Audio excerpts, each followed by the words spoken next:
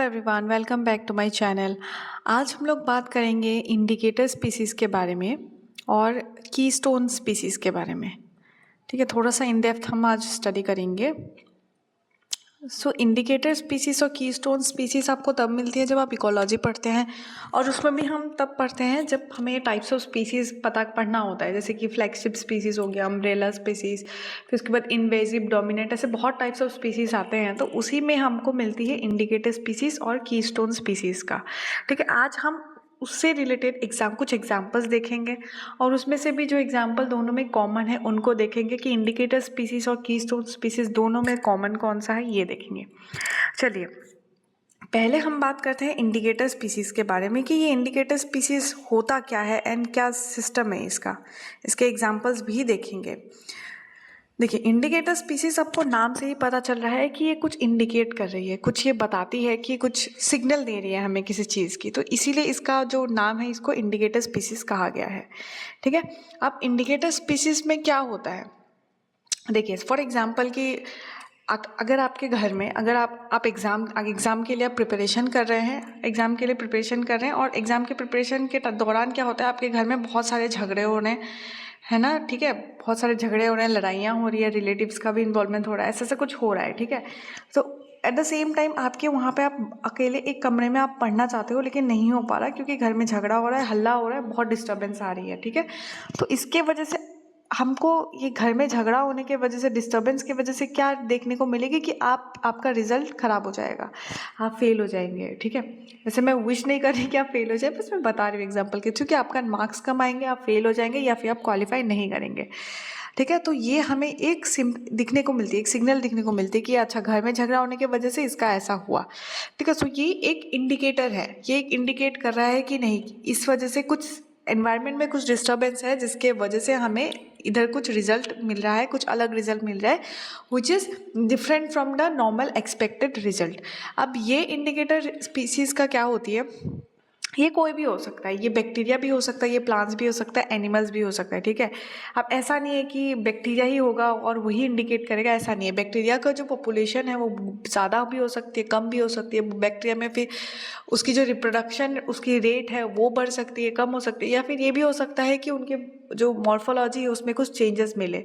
ठीक है, तो ये रहा बैक्टीरिया का। ऐसे ही प्लांट्स में हम देखते हैं कि प्लांट्स जो लीव्स है उसके कलर्स में चेंजेस आ सकते हैं, जैसे कि हमने देखा था जब आप वो मॉथ का केस देखते हैं ना, जो डार्क कलर मॉथ हो गया, फिर वाइट लाइट कलर मॉथ हो गया, जब एनवायरनमेंट में अगर पॉल्यूशन ज़्यादा है तो वो डार्क कलर में चेंज हो जाता है। सो इन्हीं को ही हम इंडिकेटर स्पीसीज बोलते हैं, जो हमें कुछ सिग्नल देती है, कुछ बताती है। ठीक है, अब इंडिकेटर स्पीसीज को हम बायो इंडिकेटर्स भी बोलते हैं। अब देखिए, इंडिकेटर स्पीसीज हमें क्या क्या सिग्नल देती है, ये देखिए, हमें इसकी रिप्रोडक्टिव जो रेट है वो, उसमें हमें सिग्नल देखने को मिलती है।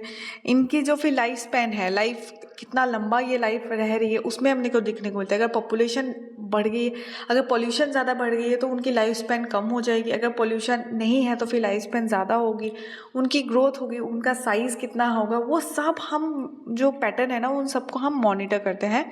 ठीक है, अब ये हमें किस किस से इन्फ्लुएंस होती है, अगर पॉपुलेशन में अगर पॉल्यूशन ज़्यादा है, या फिर एनवायरनमेंट में अगर पॉल्यूशन ज़्यादा है, या फिर किसी एनवायरनमेंट में अगर उसकी हैबिटेट लॉस हो गई है। फॉर एग्जांपल कि कोई एक पर्टिकुलर प्लांट था, उस हैबिटेट में विद टाइम वो प्लांट क्या हो गया, एक्सटिंक्ट हो गया, वहाँ से गायब हो गया, तो ऑब्वियसली वहाँ की जो स्पीसीज है जो उस प्लांट पे फीड कर रहे थे, वो स्पीसीज का भी जो रेट है, उनका जो पॉपुलेशन साइज है वो डिक्लाइन हो जाएगी, क्योंकि वो प्लांट ही नहीं रही अब। So this is an indicator कि वो प्लांट अब नहीं है, वो प्लांट की अब पॉपुलेशन डिमिनिश हो रही है। तो यही हमें देखने को मिलती है, जैसे कि हैबिटेट लॉस हम उसमें कंसिडर करेंगे। एट द सेम टाइम हम देखते हैं कि क्लाइमेट चेंज का भी हमें बता देते हैं। ठीक है, अब क्लाइमेट मतलब कि अगर कुछ हुआ कि अगर एनवायरनमेंट में अगर क्लीन एयर है तो फिर क्या होती है, कुछ ऑर्गेनिज्म जो होती है वो बहुत ज़्यादा बढ़ जाती है, जैसे कि हो गया लाइकेंस के केस में। अगर एनवायरनमेंट में फ्रेश और क्लीन एयर है तो हमें क्या देखने को मिलती है, जो लाइकेंस है ना, लाइकेंस का पॉपुलेशन हमें ज़्यादा देखने को मिलती है। ठीक है, ऐसे करके बहुत सारे फैक्टर्स आ जाते हैं। या तो मैं बस आपको कॉमन चीज़ें बता रही हूँ, और बहुत भी इन डेप्थ में आपको बहुत कुछ मिल जाती है। अब सवाल ये उठता है कि चलो ठीक है, यहाँ तक तो समझ आ गया। क्वेश्चन ये अराइज होता है कि भाई इंडिकेटर स्पीसीज में ऐसा क्या है कि हम इंडिकेटर स्पीसीज को ही क्यों चुन रहे हैं, इन्होंने ऐसा क्या मतलब हमें ये किस तरह से मदद कर रहे हैं। हम किसी दूसरी स्पीसीज को भी ले सकते हैं, बट वाई इंडिकेटर, इनमें ऐसी क्या खूबियाँ हैं, इनकी कैरेक्टरिस्टिक क्या है, ये आप देखते हैं अभी, ठीक है। ओके, सो इनकी कैरेक्टरिस्टिक ये है कि ये अगर एनवायरनमेंट में थोड़ी सी भी चेंजेस आ जाए ना, तो ये क्विकली रिजल्ट दिखा देते हैं, क्विकली रिस्पॉन्स शो कर देता है। दो टाइप की स्पीसीज होती है। फॉर एग्जांपल, एक स्पीसीज नंबर 1 है और ये स्पीसीज नंबर 2 है। फॉर एग्जांपल, एनवायरनमेंट में बहुत ज़्यादा पोल्यूशन हो गया, ठीक है, एनवायरनमेंट में बहुत ज़्यादा पोल्यूशन हो गया, तो स्पीसीज 1 जो होती है ना, वो फटाक से उसकी जो पॉपुलेशन है वो डिक्लाइन हो गई, ठीक है, पॉपुलेशन रेट बहुत ही ज़्यादा डिक्लाइन हो गई, फटाक से हो गई। लेकिन स्पीसीज नंबर 2 है ना, उसकी रेट क्या होती है, उतनी तेज़ी से वो डिक्लाइन नहीं हो रही है, वो धीरे धीरे हो रही है, स्लो उसकी रेट डिक्लाइन हो रही है, लेकिन धीरे धीरे हो रही है, या फिर डिक्लाइन ही नहीं हो रही है। तो हम इस दोनों केस में हम किसको इंडिकेटर स्पीसीज मानेंगे, किसको हम ज़्यादा मतलब कंसिडर करेंगे, तो हम कंडीशन नंबर 1 को ज़्यादा कंसिडर करेंगे। क्यों? क्योंकि ये फटाक से उसने रिजल्ट दिखा दिया, फटाक से उसने रिस्पॉन्स दिखा दिया कि हम अवेयर हो गए कि नहीं, एनवायरनमेंट में पोल्यूशन, हमें क्या है, चीज़ें अगर डिस्टर्बेंस है, अगर कुछ चीज़ें ख़राब हो रही है, तो ये ज़रूरी है कि हम जल्दी जाने कि क्या खराबी हो रही है, क्या डिस्टर्बेंस हो रही है ना, ये ज़रूरी होता है कि हम जल्दी उस चीज़ को पहचान लें। तो इसीलिए ये ज़रूरी है कि जो रिस्पॉन्स है वो फटाक से हमें क्विकली रिस्पॉन्स हमें देखने को मिले। अब इसको मेजर करना भी बहुत आसान होता है। जो इंडिकेटर स्पीसीज है ना, हम उनको अगर देखते हैं तो देखने की, अगर फॉर एग्जांपल हम लाइकेंस की बात करते हैं, तो लाइकेंस हमें बहुत इजीली विजिबल हो जाती है, ठीक है। नेकेड आई से भी आपको इतना ज़्यादा थोड़ो रिसर्च की ज़रूरत नहीं पड़ती कि इतने नंबर ऑफ लाइकेंस थे, ऐसे ऐसे फलाना दिख रहा है, इतना ज़्यादा रिसर्च की ज़रूरत नहीं होती। आप किसी पर्टिकुलर एरिया में गए, इमेजिन कीजिए आप किसी पर्टिकुलर एरिया में गए, आप अभी गए, अभी आपको मिल रहा है कि बहुत ज़्यादा लाइकेंस है, सब कुछ है, सब कुछ फ्रेश चल रहा है, लेकिन आप 5-6 साल बाद अगर आप आएंगे, 10 साल बाद भी अगर आप आएंगे, तो आपको दिखेगा कि हाँ, वहाँ लाइकेंस का पॉपुलेशन वहाँ पे कम हो गई है, तो आपको इट्स ऑब्वियस, आपको दिख जाएगी, है ना। तो यही हम कंसिडर करेंगे कि हमें लाइकेंस की पॉपुलेशन में डिक्लाइन जो हो है वो हमें जल्दी देखने को मिले, 1-2 साल में हमें देखने को मिल जाए, जिससे कि हम अवेयर हो जाए कि पॉपुलेशन अभी जो पॉल्यूशन है ना, वो बहुत ज़्यादा बढ़ गई है, ठीक है, ये हमें देखने को मिल जाए। अब ऐसे करके आगे हम बढ़ते हैं, आगे हम देखते हैं कि इसको हम क्यों कंसिडर करते हैं, क्योंकि इनकी जो पॉपुलेशन है ना, वो बहुत ही ज़्यादा कॉमन है, इनको हम बहुत ही कॉमनली हम देख सकते हैं। जैसे मैंने कहा, आपको नेकेड आई से आराम से आपको दिख जाएगी, आप खुद याद करके भी आप हो सकता है। और इनकी पॉपुलेशन इतनी ज़्यादा बड़ी है कि हम इसे इजीली स्टडी कर सकते हैं। अभी मैंने कहा लाइकेंस के केस में कि इतना ज़्यादा लाइकेंस हो जाते हैं ना कि हम इजीली उनको स्टडी कर सकते हैं। अब ऐसे हम देखते हैं कि अर्थवर्म्स के केस में भी हम देखते हैं कि अर्थवर्म का पॉपुलेशन जैसे ही बढ़ने लगता है, हमें दिखती है राइट सॉइल में कि ऐसे ऐसे अर्थवर्म बहुत ज़्यादा बढ़ रही है, तो ऑब्वियसली कि ये इंडिकेट करती है कि सॉइल की जो नेचर है, सॉइल की जो हेल्थ है, वो बहुत अच्छी है, ऐसे करके दिख जाती है हमें। अब इतना तो हमें समझ में आ गया कि क्या हो रहा है, लेकिन हम यहाँ इस केस में हमने स्पीसीज 2 को क्यों कंसिडर नहीं किया, क्योंकि स्पीसीज 2 बहुत ही ज़्यादा मतलब वल्नरेबल है, कि ये बहुत ही ज़्यादा पुअर बायो इंडिकेटर है, ये बहुत टाइम ले रहा है, ये हमें सिग्नल देने में कि नहीं इतनी ये खराबी है, ये सिग्नल देने में बहुत टाइम ले रहा है। और मोर ओवर कुछ स्पीसीज ऐसे होते हैं ना कि वो अगर एनवायरनमेंट में सडन चेंजेस हो जाए ना, तो वो उनकी मतलब क्या हो जाए, वो अलग थोड़ा वल्नरेबिलिटी शो करती है, वो या तो क्विक रिस्पॉन्स नहीं देती है, या फिर ऐसा होता है कि वो उनकी ग्रोथ भी नहीं होती, हम मतलब कुछ डिस्टिंक्ट हमें रिजल्ट देखने को नहीं मिलती है, तो उसको भी हम पुअर बायो इंडिकेटर में ही कंसिडर करेंगे। अगर सब कुछ बहुत क्रिस्टल क्लियर होना चाहिए, तभी हम उसे क्या कहते हैं, इंडिकेटर स्पीसीज में हम उसे कंसिडर करते हैं। अब इन्हीं इंडिकेटर स्पीसीज का हमें बहुत सारे एग्जांपल्स देखने को मिलते हैं, लाइकेंस हो गया, एल्गल ब्लूम हो गया, लेकिन फिलहाल में आपको एक स्पीसीज होती है that is honey bee. Honey bee के बारे में अभी मैं आपको अच्छे से थोड़ा सा एक्सप्लेन करने वाली हूँ कि हनी बी को हम इंडिकेटर स्पीसीज क्यों मानते हैं। देखिए, इंडिकेटर स्पीसीज आपको नॉर्मल कोई भी एनवायरनमेंट में आपको मिल जाएगी, ठीक है, आपको बस थोड़ा सा अपना मतलब दिमाग खोल के रखनी है, आपको बस विजुअलाइज करनी है, थोड़ा सा सोचना होगा कि ये ऐसे कंसिडर कर सकते हैं कि नहीं, वैसे ही आप उसे फिर बाद में इंडिकेटर की कैटेगरी में आप डाल सकते हैं। तो अभी हम हनी बी के बारे में बात करेंगे। हनी बी का क्या ऐसा सीन है, मतलब why honey bee is an indicator species, ठीक है। तो हनी बी का क्या होता है ना कि वो स्ट्रेस में वो क्या करते हैं, कुछ सिम्टम्स तो दिखाते हैं, लेकिन उनकी मतलब टोटली वो खुद कोलैप्स नहीं हो जाते हैं, मतलब स्ट्रेस में वो कुछ कुछ सिम्टम्स दिखाते हैं, इसीलिए हम उन्हें क्या करते हैं, मॉनिटर करते हैं। और हनी बी का जो मॉनिटरिंग चीज़ होती है ना, उनको हम ऐसे अगर हम कंसिडर करें, उससे बहुत टाइम तक हम उन्हें ऑब्जर्व भी कर सकते हैं और कम टाइम में भी वो सिग्नल भी दे सकते हैं, ठीक है। इसीलिए हम हनी बी को एक गुड बायो इंडिकेटर के तौर पे हम उसे कंसिडर कर रहे हैं, ठीक है। अब हनी बी को हम एक पर्टिकुलर एरिया या फिर एनवायरमेंटल चेंज जो भी है पर्टिकुलर एरिया में उसकी स्टडी के लिए कर सकते हैं। ठीक है। अब हनी बी में ऐसा क्या क्या हमें दिखता है कि जिसके वजह से हम हनी बी को एक बायो इंडिकेटर, अच्छा बायो इंडिकेटर के तौर पे हमने उसे कंसीडर किया है। देखिए अब हनी बी क्या होता है ना कि हनी बी का आपने स्ट्रक्चर देखा होगा, तो उनमें ना जब अगर एनवायरनमेंट में अगर पोल्यूशन है, एनवायरनमेंट में अगर पोल्यूशन है तो क्या होते हैं उस हनी बी के ऊपर ना छोटे छोटे ऐसे ऐसे करके कुछ बाल आ जाएंगे। ठीक है, बहुत ज़्यादा बाल आ जाएंगे, आपको ऐसे दिखने लगेगा। मतलब अगर आप हनी बी को एक हनी बी पकड़ के अगर आप उसे ऑब्जर्व करने लगेंगे तो आपको दिखेगा कि उस पर बहुत टाइनी टाइनी बहुत ज़्यादा हेयर आ गई है। और वो इसलिए होती है क्योंकि वो हेयर की ग्रोथ इसलिए होती है क्योंकि वहाँ पे ना बहुत ज़्यादा मिट्टी का, एयर का जो भी पोल्यूशन है या फिर वाटर का जो भी पोल्यूशन है ना, उन सब का उन पे इफेक्ट हो रहा है। इसकी वजह से वो क्या होती है, एक्यूमुलेट होकर वो वहाँ पे ग्रोथ शो करती है। ठीक है। अब इसी को हम एनवायरमेंटल पोल्यूशन की वजह से ही हमें ये टाइनी हेयर्स देखने को मिलती है। अब इसके वजह से क्या होती है कि यही दो चीज़ों के वजह हमें एज ए रिजल्ट क्या देखने को मिलती है। अब टाइनी हेयर्स तो हमें दिख गया, अब इसकी वजह से हमें क्या एविडेंस मिलेगा, हमें इसकी वजह से क्या रिजल्ट मिलेगा, हमें रिजल्ट ये मिलेगा कि ये विथ टाइम क्या होती है ना कि इनकी जो बर्थ डिफेक्ट ज़्यादा होने लगती है, मतलब कि एबनॉर्मल हनी बीज पैदा होने लगती है। विथ टाइम हमें देखने को मिलेगा। ऐसा नहीं कि अब आज पोल्यूशन हो हमें कल ऐसा रिजल्ट देखने को मिलेगा, नहीं, विथ टाइम जब वो अडेप्ट करते हैं ना तब हमें देखने को मिलती है कि उसमें उनमें बर्थ डिफेक्ट आने लग गई है। फिर जब हम उसमें से जो हनी निकालते हैं, अगर हम उसमें से वैक्स निकालते हैं तो उसमें हमें क्या बोलते, बहुत सारा मतलब टॉक्सिक सब्सटेंसेस देखने को मिलते हैं जो हमारे लिए अगर हम उसे कंज्यूम करेंगे या फिर देखिए हनी भी जब हम लार्ज उसमें प्रोडक्ट प्रोड्यूस करते हैं ना तो हम उसमें टेस्टिंग करते हैं। जब लैब में टेस्टिंग करते हैं, हनी भी एक्सट्रैक्ट करते हैं तो लैब में हम टेस्टिंग करते हैं कि क्या उनमें कोई टॉक्सिक प्रोडक्ट्स है कि नहीं। तो अगर हनी प्योर है, अगर कोई एनवायरनमेंट में पोल्यूशन नहीं है, ऐसा कुछ भी नहीं है, तो हमें वो हनी में क्या होती है ना, जो उनकी हनी है उसमें बिल्कुल फ्री होती है, टॉक्सिन फ्री होती है। लेकिन अगर उसमें कुछ भी डिफेक्ट हो, कुछ एनवायरनमेंट में पोल्यूशन है, तो हमें क्या बोलते हैं उसमें टॉक्सिक कुछ रेसिड्यूज देखने को मिलती है हनी में और वैक्स में, जिसकी वजह से हम उनसे कंजम्पशन के लिए सूटेबल नहीं मानते हैं। और इसके लिए आप रिसर्च पेपर पढ़ सकते हैं कि क्या क्या टॉक्सिक रेसिड्यू हमें मिलता है हनी बी में अगर पोल्यूशन है तो। ठीक है, मैंने बस आपको यहाँ तक बता दिया है। अब ये तो पोल्यूशन के समझ में भी आ गया। अब क्लाइमेट के बारे में भी हम पता कर सकते हैं कि क्लाइमेट मतलब धीरे धीरे वो हॉट एनवायरनमेंट की तरफ, वार्म एनवायरनमेंट की तरफ जा रहा है या फिर वो धीरे धीरे एनवायरनमेंट वो कोल्ड हो रहा है। ये सब हम थर्मो रेगुलेशन भी हम उसमें देख सकते हैं। ठीक है। अब अगर ग्लोबल टेम्परेचर अगर इंक्रीज हो रहा है तो वो क्या करती है कि हनी बी का जो है ना उसकी जो अपनी जो हमारी सबकी बॉडी में एक थर्मो रेगुलेशन वाली पावर है, एंडोथर्म एक्सोथर्म ये सब आपको पता होगा, वो बॉडी टेम्परेचर अपने अकॉर्डिंग रेगुलेट करती है। तो क्या होता है कि हनी बी का अगर एनवायरनमेंट में टेम्परेचर अगर बढ़ गई है तो हनी बी का क्या होता है, उनकी जो थर्मल रेगुलेशन वाली जो प्रॉपर्टी होती है ना वो इफेक्ट होती है, जिसके वजह से हमें क्या बोलती है हनी बी का जो कॉलोनी का जो ग्रोथ और उनकी सर्वाइवल है ना वो सब में हमें उन्हें मतलब कुछ सिम्टम्स दिखने लगते हैं, उनकी डिक्रीज हो जाती है। अब अगर टेम्परेचर बहुत ही ज़्यादा एक्सट्रीम वेदर हो गया है, कुछ बहुत ही ज़्यादा विंडी हो गया है, एक्सट्रीम टेम्परेचर हो गया, तो इसमें क्या होती है, देखिए आपको पता होगा कि हनी बी पॉलिनेशन में मदद करती है। ठीक है, प्लांट्स को पॉलिनेशन में मदद करती है। तो इसके वजह से क्या होती है, जो फ्लावरिंग पीरियड्स होते हैं प्लांट में उसमें कुछ हमको रिड्यूस देखने को मिलते हैं, उनकी फ्लावरिंग पीरियड जो होती है वो कम हो जाती है।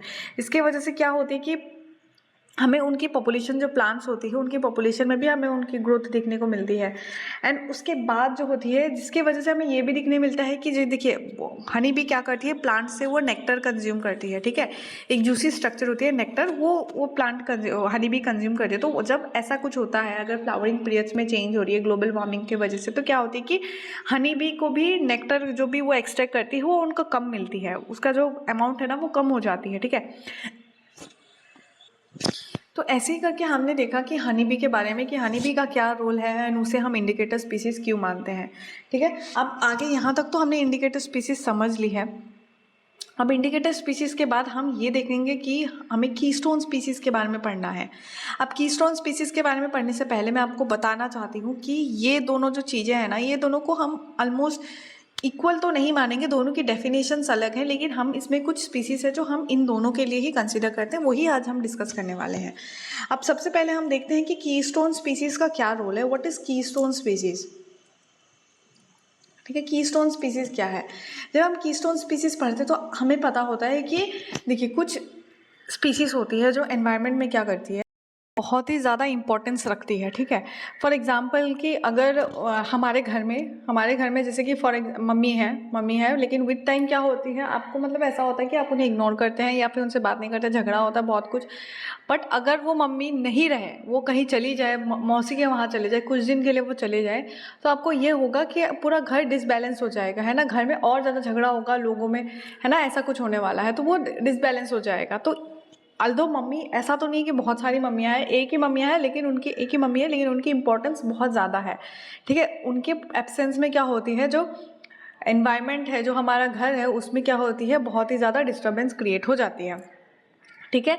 अब यही चीज़ हम कीस्टोन स्पीसीज़ के केस में देखते हैं कि कीस्टोन स्पीसीज़ क्या होती तो वो कम है, नंबर में वो कम होती है, लेकिन उनका जो इफेक्ट होता है ना कम्युनिटी में, वो बहुत ही ज़्यादा होता है। इसलिए हम इसे डिसप्रोपोर्शनल रिलेशन कहते हैं, कीस्टोन स्पीसीज और उनका जो इफेक्ट कम्युनिटी पे, वो डिसप्रोपोर्शनल रिएक्शन हम कहते हैं, इफेक्ट कहते हैं, ठीक है।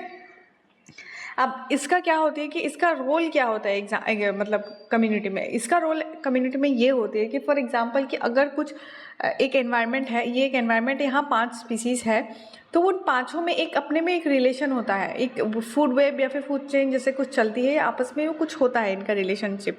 लेकिन अगर इनमें से, इन पाँचों में से अगर कोई पहला वाला जो स्पीसीज़ है, उनका अमाउंट बहुत ही ज़्यादा हो जाए, तो वो उस फूड चेन को वो डिस्टर्ब कर देगी, है ना।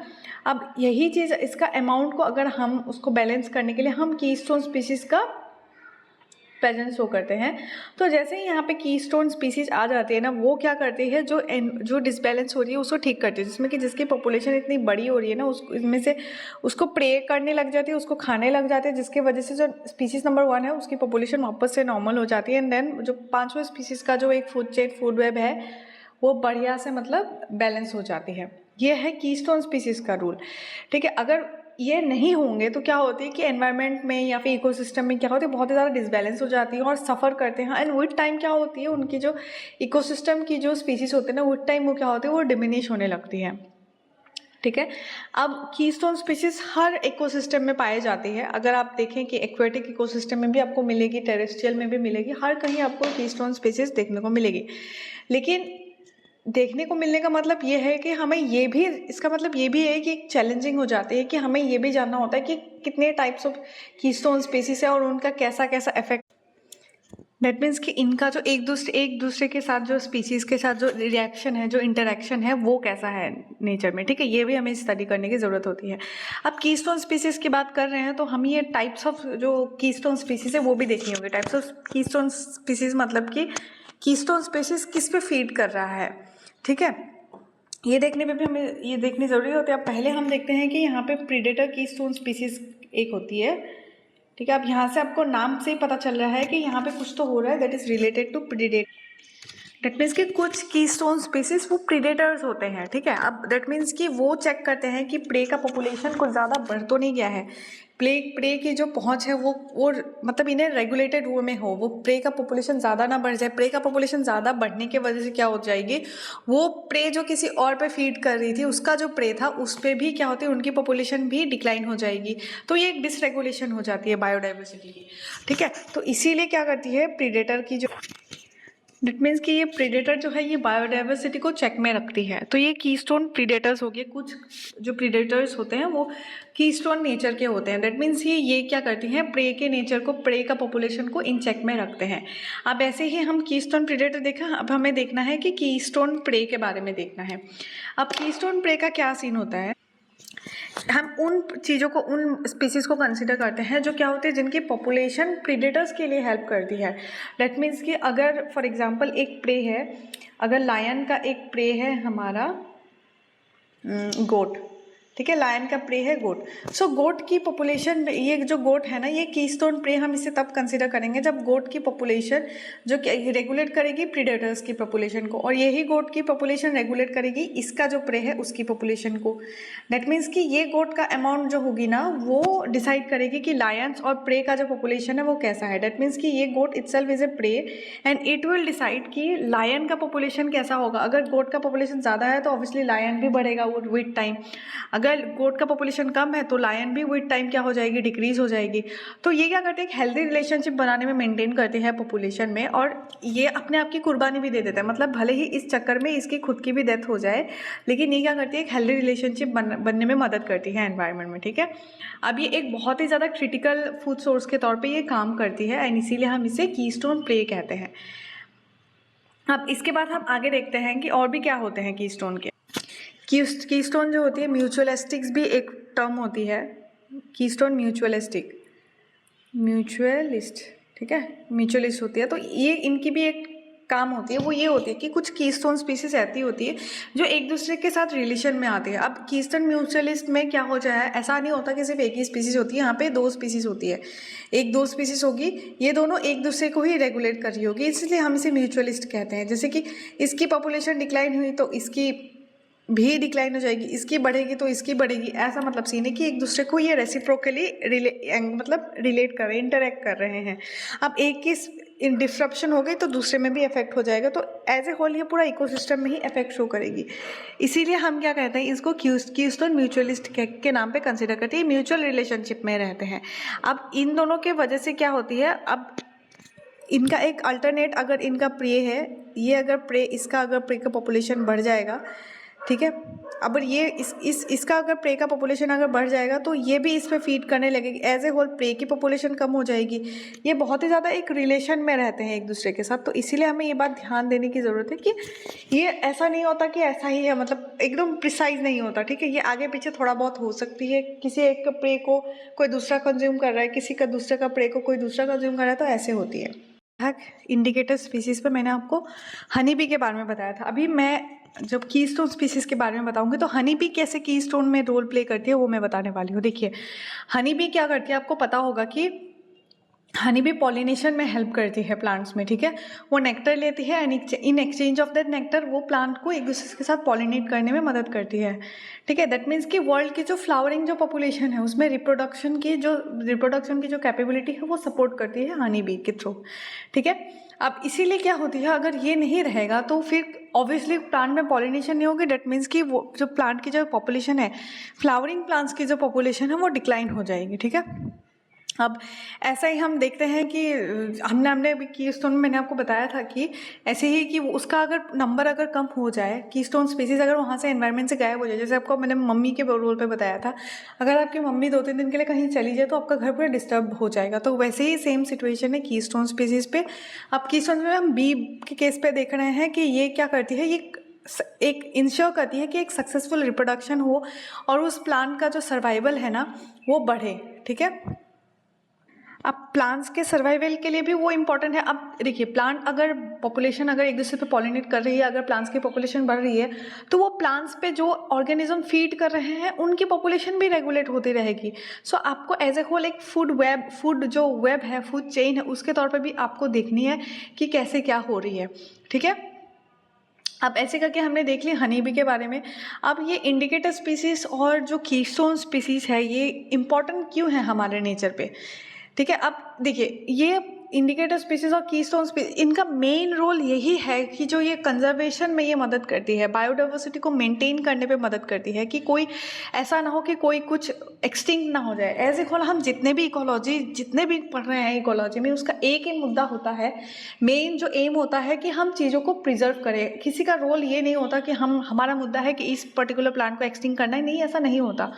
वो क्या करती है, वो हमें इंडिकेट करती है कि वो हमें बताती है कि हमें ये सारी चीज़ों को, जो भी चीज़ें ही एक बैलेंस्ड वे पे रहे, सब मतलब प्रॉपर, मतलब एक दूसरे के साथ रिलेटेड हो, इंटरेक्शन प्रॉपर करते रहे, कोई भी एक दूसरे को ओवर रूल ना करे, ऐसे प्रॉपर एक बैलेंस वे में चलता रहे। यही रोल है इन सब का, इंडिकेटर स्पीसीज का और कीस्टोन स्पीसीज का।